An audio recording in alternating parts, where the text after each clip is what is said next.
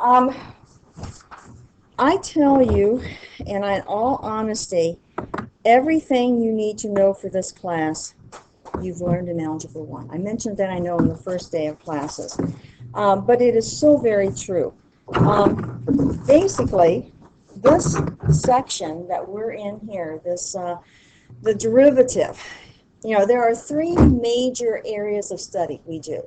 There's the limits, and we have to know limits in order to understand why all those rules for derivatives work. There's derivatives, and then, as time permits, the last week or two of class, we get into the third major area. I wish we had more time. I would love to have you stay through the summer, and we could just have fun discussing calculus, but many of you don't share that thought with me. So we're in now the second major area. Calculus actually begins with this idea. All that stuff about limit and continuity is necessary information in order to understand what a derivative really is. Now, if I were to ask you, and I don't know if we have everyone online or not at this point. Alan, how you doing? You logged in?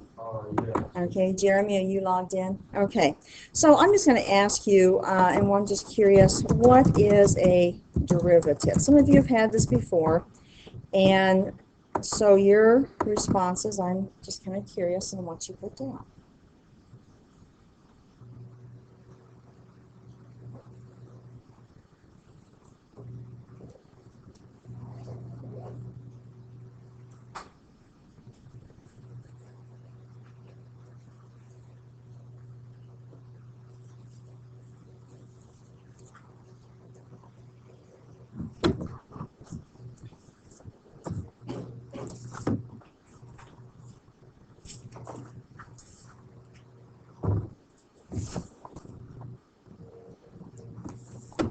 Okay, you get an answer down there in the next 2 seconds. That would be good.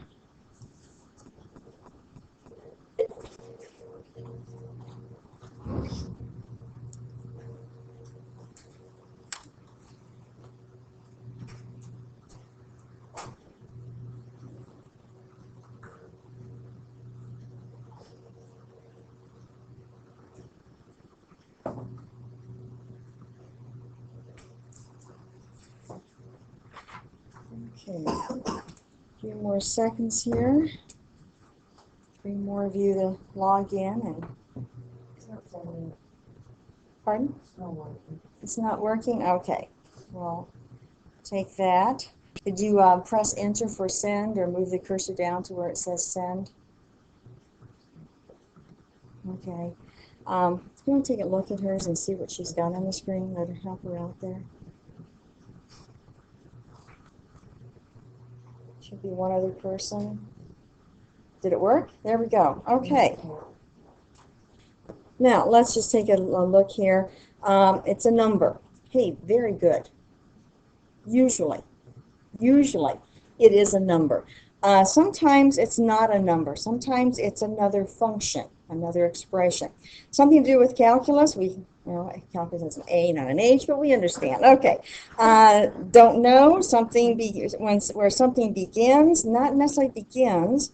I don't know. This person knows. These two people know the slope of a line.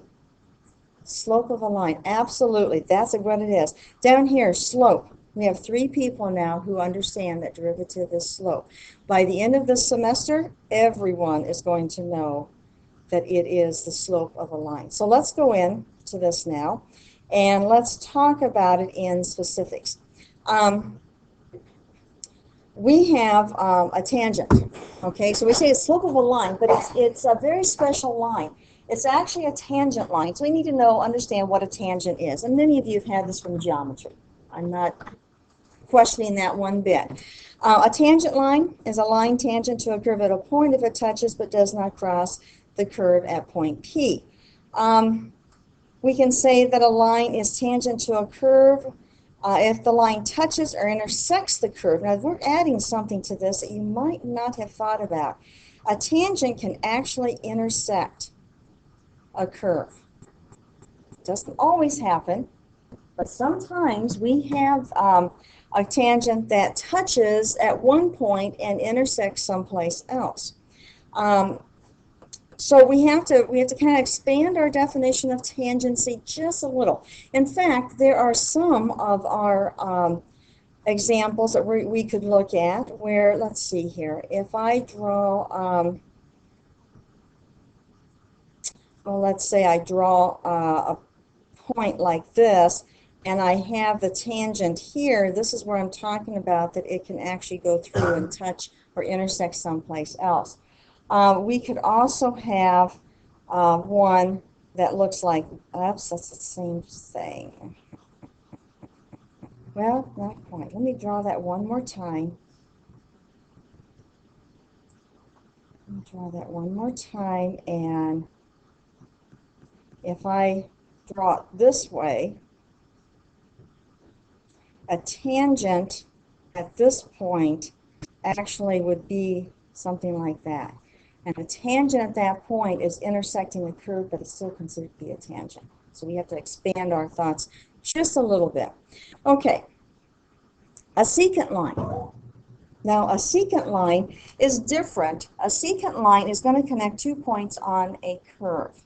And so when we talk about the definition, or we look at slopes of secant lines compared to slopes of tangent lines, we have to realize that on a secant line, if I put this up here again, I would have 2 points on the curve, and I would be looking for the slope of the line that connects the 2 points. Okay, so secant is going to be a line connecting 2 points on a curve. A tangent is going to be one that is just touching the curve at a point. Okay.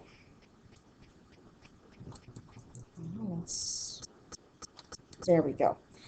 Now, let's see where this leads us. What we have here, let me just bring that down here. The slope of a secant line using the difference quotient for some input C. Now, I know in my lectures that you listen to, and if you haven't listened to those, then you have no idea. It's like you missed class for the last 3 classes. But when I emphasize the idea that a function has 2 parts, it has an input variable and it has an output variable. And throughout the semester, I'm going to be asking you the questions, what's the input and what's the output? Because if we don't know what the input of the variable, what's representing the input and what's representing the output, then we are very confused with notation such as this right here. So for some input C, defined on an open interval of f of x, this is true provided that the limit exists. Now let's look at this and kind of tear it apart a little bit. When I look at this piece right here, let's talk about it. Basically, this whole thing represents which part of the function, input or output? Say it again, Jeremy. Output. Yeah, output. Okay, so I have an output f of x. When I look, and I haven't told you what the value of f of x is, what the function actually is describing, what relationship it has, but when I am going to put something into the function, what is my input expression for this? This is the output, but the function notation always shows us the output and the input. So what is the input expression? Yeah, c plus delta x. So this whole thing here, see if I can get it circled, that whole thing there is the input. Okay, now I believe I know I talked about this in the video, and maybe even on one of the first 2 days I saw you, but if we're looking at the output, and then this again is representing an output. Now they're not the same outputs, and they're not the same inputs. So this is like saying y2 minus y1, an output for one of the input values minus the output for another input value. divided by delta x, and delta x stands for what? Change in x, which would be the same thing as saying if I divide, or excuse me, if I subtract my inputs, I know what the difference there is between my two inputs. And so these are equivalent statements. And this is your more familiar slope statement here. So we're talking about the slope of a secant, evaluating the slope from one point on the curve to another point on a curve, evaluating the slope of the line that connects those two curves. Now we have another name for this. We call this the average rate of change. One thing that we sometimes don't think of when we're dealing with slope is that if I'm going from this point on the curve to this point on the curve up here, I'm wanting to know how are the outputs changing? Is every move I make, every change I make on the input, making the output change in a predictable manner? And in this case, it goes up, and then actually it levels off, and then the output actually goes down a little bit before it goes up again. So as I move from this input to this input, my outputs are not behaving in a predictable, in a straight line manner. I can't say that for every increase in input, the outputs are raising exactly 2 units or something of that nature. So when we take the secant line, we're saying that on the average, if I know how fast or how much the output's changing unit to unit, average all those together, and what do I get? I get the slope of this secant line. That's what we're actually talking about when we do the slope of a secant. I can't tell you, I'm not saying that every time I move, the output's changing in exactly the same way, but averaging all those output changes together, this is what's happening, and it moves along that secant line. Okay, so let's put this to practice here. We were going to determine the slope of a secant line, and well, first of all, the slope of a secant line is nothing more than slope, okay?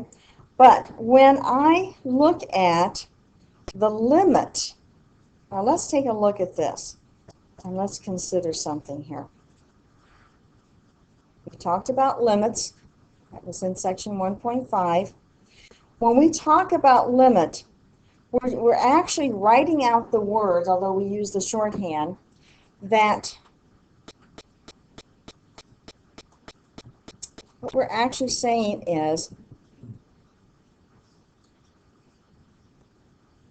when the change in input values, I'll write that a little better here.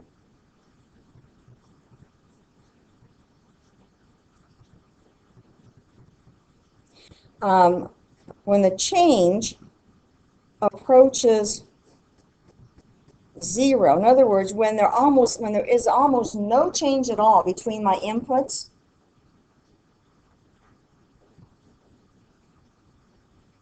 what is the value of the output? This is everything, all of this. This is what you'd have to write to get the same thing as that notation right there, what's in shaded. That notation is asking that question. When the input values are so close together that the change in them, or the difference in them, is almost 0, what's the output doing? And so the output here is the slope of the secant. And if we can replace the slope of the secant with what we had before, we would have this right here. Okay. We're going to look at an example real soon here, but what we're doing is we're saying that, what we talked about in section 1.5 is that we cannot just make a direct substitution. We love direct substitution and limits, right? Easy stuff. once we can make the direct substitution, our job is done. But we can't just make a direct substitution because it makes this whole fraction undefined. Denominator is 0. So we're going to have to find some way, using all those skills you learned in section 1.5, using all of the algebra, all the analytical process we know, to get this expression into a form that we can then use direct substitution. Now, in section 1.5, you learned a few things. You learned that you can rationalize the numerator. So if we have like the square root of x plus 3, that's our function. We're going to have to rationalize the numerator at this point in order to find the limit.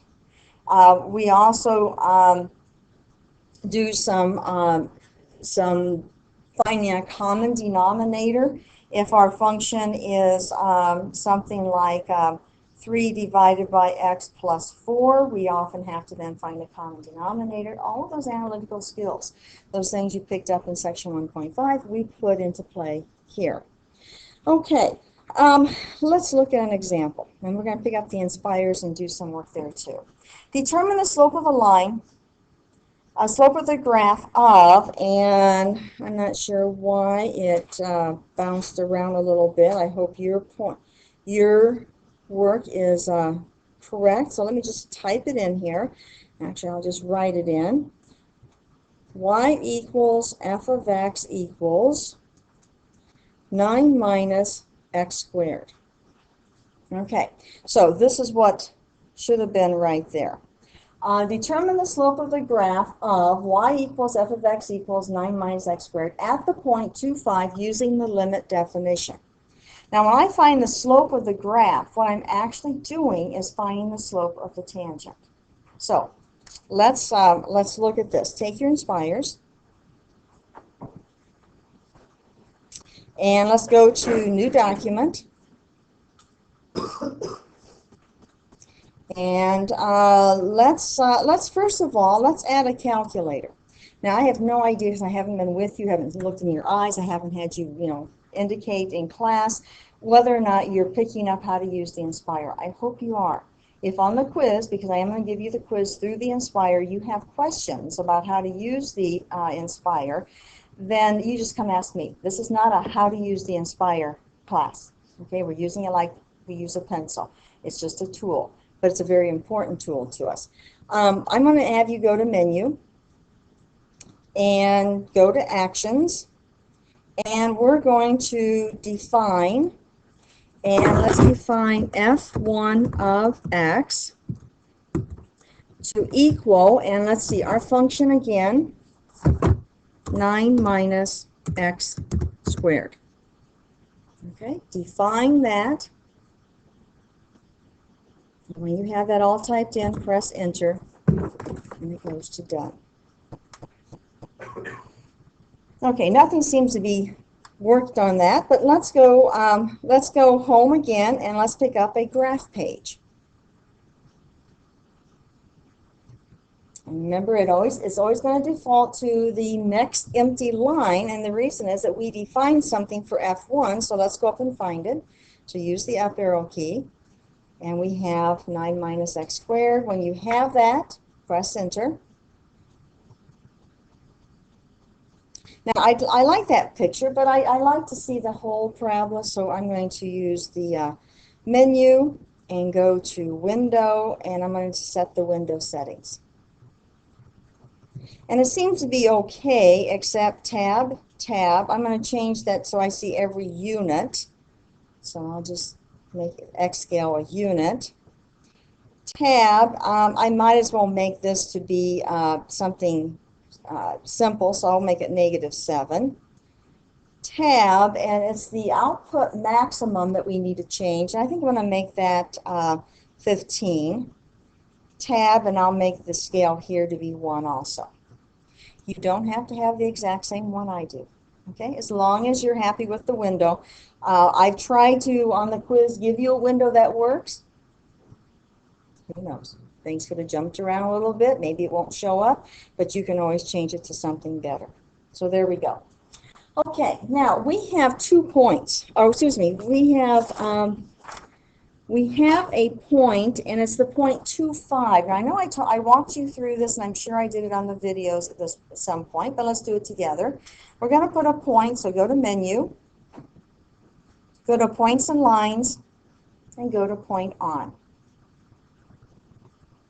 Place the point anywhere that's somewhat reasonable, but don't try to put it exactly at 2.5.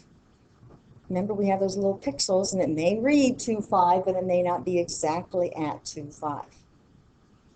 Now, I need to get out of writing or plotting points. How do I get out of the menu? Escape. Okay, so we'll do escape. And I need to be sure that I have this to be exactly at 2. Remember how we do that? Take your cursor, hover over that input value, press enter twice until you get a text box. When you have that text box, you can use your backspace delete. And I suggest you do this. Even if your Inspire came up to be exactly 2, do this anyway. Again, we don't know how many pixels it might have collapsed into one setting. So we'll put a 2 there and press enter, and we're at the point 0.25. Remember how we grab and drag? I don't like where that is, so I'm just going to pick that up and drag it out of the way. Okay, now we are trying to do what? Sometimes we can get so involved in everything, we kind of forget where we're going. We want to draw or determine the slope of the line at 2.5 using the limit definition. We're going to get to the analytical work, but I want to make sure we understand what's happening here. So I'm going to put another point on here, and I'm just going to put another point on, maybe somewhere over here. And if I am looking at the slope of the line tangent to the curve at 2.5, the question is, why are we doing this whole thing with limit? We got the Inspire, let's just draw a line and be done with it. Well, because I want to illustrate that I'm going to put a line through these 2 points. Now, I can't remember. Did I show this to you on the video some point? No point? No place? Okay. Did I go too fast then? Let me go back let me go back. And again, all of this is in the video that you're going to listen to, so you can always go back after class and do this too. What I did was I put another point there on Menu, Points and Lines. You can put a line. Now, when you do that, what you have to do is have the cursor point, or go, click on one point and then click on the other point, and the line will be there. And if we move that second point, its coordinates change, okay? So I know that the point is there.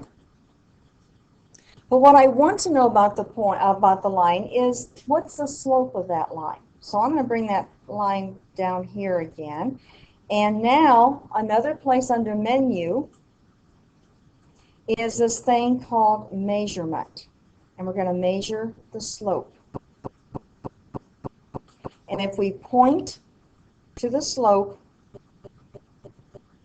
and then click enter once, before you click it a second time, you can move that value. Now, you can always move the value later. It doesn't have to be at the same time. So you point to the line, you'll see it in the shadow, click once to say, yes, that's the line and that's the slope I want, and then you can move that. When you have it where you want it, you can press escape. Now I like to get a little descriptive. So what I'm going to do is I'm going to hover, and it says text. I'm going to click twice. Again, that opens up a text box. I'm going to go all the way to the other side. I'm going to type in the words M-S-E-C, slope secant. Okay? So M-S-E-C. C, and I'm going to put an equals there. It has to be on the left side. That's just one of the quirks of it. And now I know that this is the slope of the secant. Now this is where section 1.5 intersects with this section. When I move this point closer and closer, what's happening to the difference between my inputs?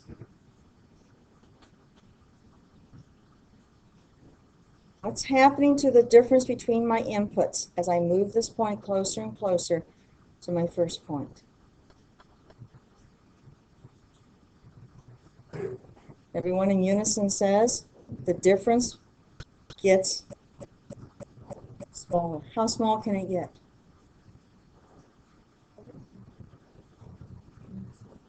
It can go to 0.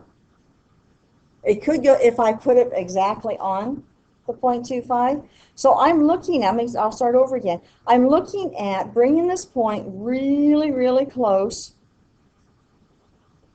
to the second point. And I'm looking at the difference between the inputs. And the difference between the input values is going to be getting, in other words, it's that limit, the difference, delta x goes to 0. Okay? Now, what happens to the slope? Does the slope change as I move the point? Yes. And that slope value, this is where it gets really exciting, that slope value becomes the same as the slope of not just the secant, but of the tangent line.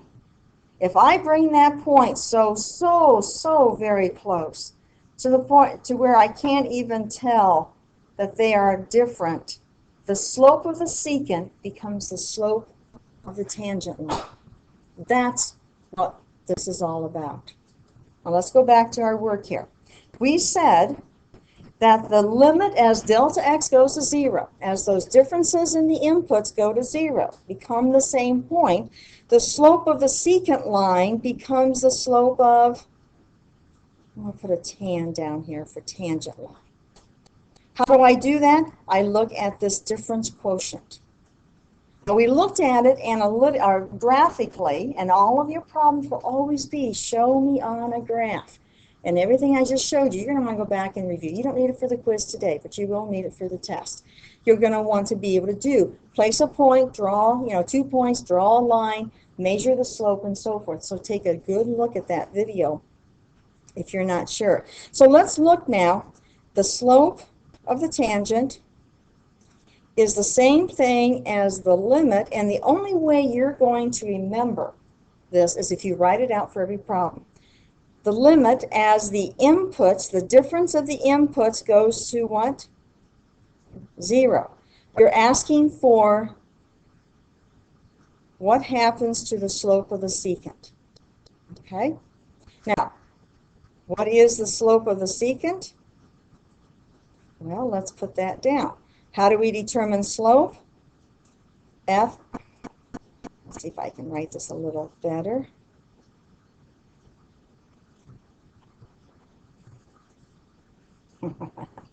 Sometimes it has a mind of its own. Let's try this one more time here.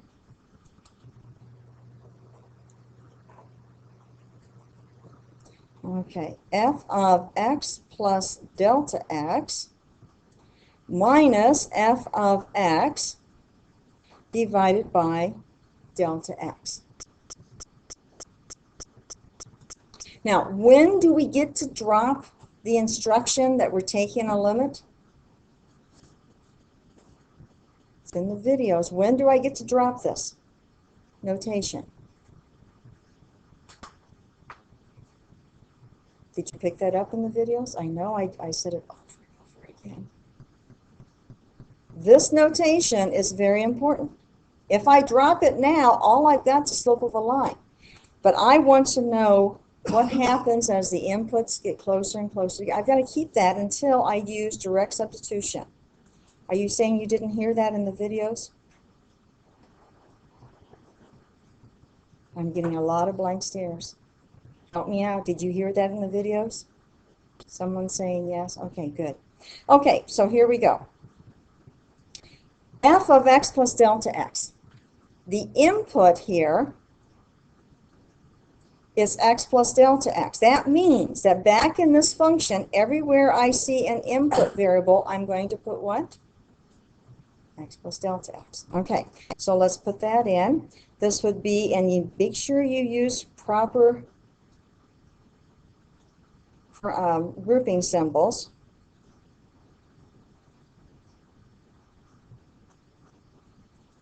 Okay, minus f of x. Okay, so minus f of x divided by delta x. We can drop this notation when we can do direct substitution. Can I do direct substitution yet? No, denominator is still going to be 0. Okay, so let's see here. The limit as delta x goes to 0. Let's see. My numerator, I have 9 minus. I've got to square a binomial. How good are you at squaring binomials? Something from Algebra 1 again, so hopefully you've got it down. X squared plus 2x delta x plus delta x quantity squared minus this quantity. What's going to happen to some people? They're not going to carry through the negative, distribute the negative, so make sure you do that. Minus 9 plus x squared divided by delta x. Can I drop the notation? Can I use direct substitution? Same question. Not yet. Okay, so we have to continue on. Equals the limit as delta x goes to 0. What I need at this point, I need to be able to cancel out every term that doesn't have a delta x in it. Now, when I look at this minus, subtract this quantity, what happens to the x squared? Well, it becomes negative x squared. So that x squared is going to cancel, and I'm going to end up with negative 2x delta x plus delta x quantity squared divided by delta x. Why is it important that we are able to cancel every term that doesn't have a delta x? Because at this point we have to be able to do what? I can't do that though. I can't use direct substitution yet. I have to be able to do what with the numerator?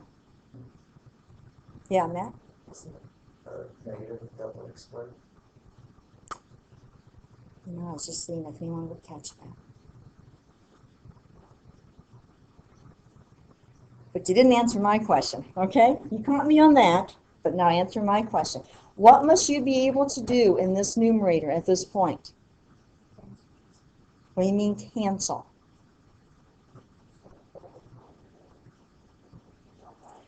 I don't know how to cancel. Give me another mathematical term to tell me exactly what you want. Factor? Do I want to factor or factor out? Factor out, yes. Okay, so I need to be able to factor out a delta x, and that's why if every term does not have a delta x in it, I can't do the factoring. Factor out. Now, I'll take your cancel idea. I can cancel the common factors there. Now, drum roll, can I use direct substitution? Yes. Okay, and only now can I use direct substitution. So now, do I write the limit as delta x goes to 0? No, because once I use direct substitution, I have now found the limit. Okay, no longer do I need to have to carry around that I'm going to find the limit. I will have found the limit. Now, what I have here, I've got negative 2x. Whoa, wait a minute. I thought we were looking at a slope close to negative 2.84 or something like, whoops, no, let me bring that down here. looking at a slope close to negative 3.8, or maybe it's going to be negative 4. I thought that's where I was headed. Why doesn't this say negative? Well, this is another function. This function has a prime on it, and this function is equivalent to, or let's say it is, the derivative function. Oops. Derivative function. There's an I in there someplace. So where do I want to determine the slope? At what input value?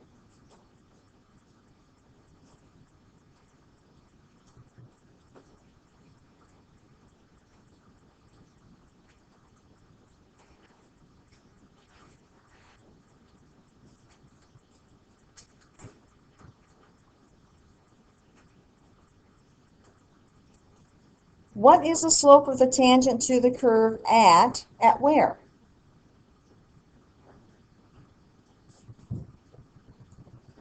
Where? On the curve. 2,5. At the point 2,5.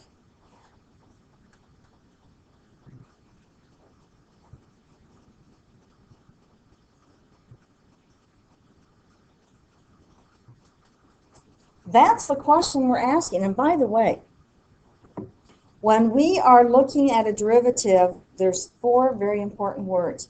The derivative is the slope of a, and I didn't put the other one in here, let's put the word line in here, of the line tangent to the curve at a point. I lied, there's 5 words. A derivative is the slope of a line tangent to a curve at a point. If I ask you for the definition of a tangent, this is what I want. All of those words have to be in there. Okay, so how am I going to determine what that slope is at the point? If this is my function, my derivative function, what's my input going to be?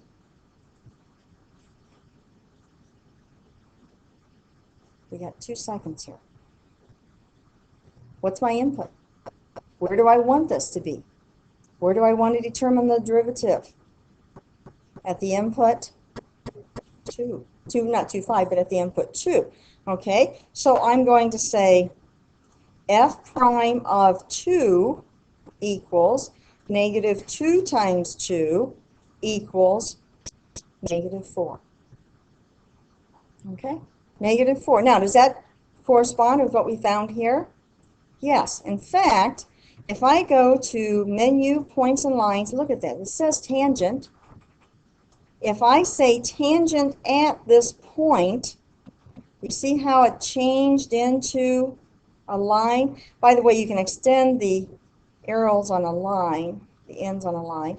That tangent is pretty much over that secant, and I can do the same thing with menu, measurement, slope, and I can point to that tangent, and that's the slope of my tangent.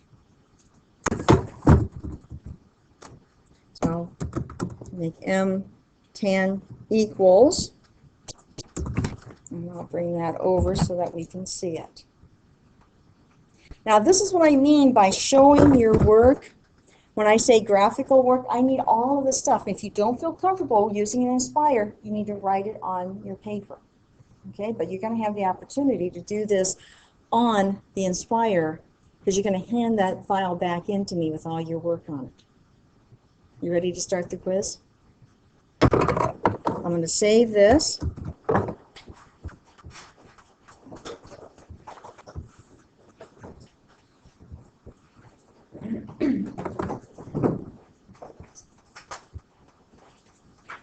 Now, where I have us pick up on the video is just one little piece later than this, but you'll see it, and it will be just fine. So let me stop the recording at this point. Okay.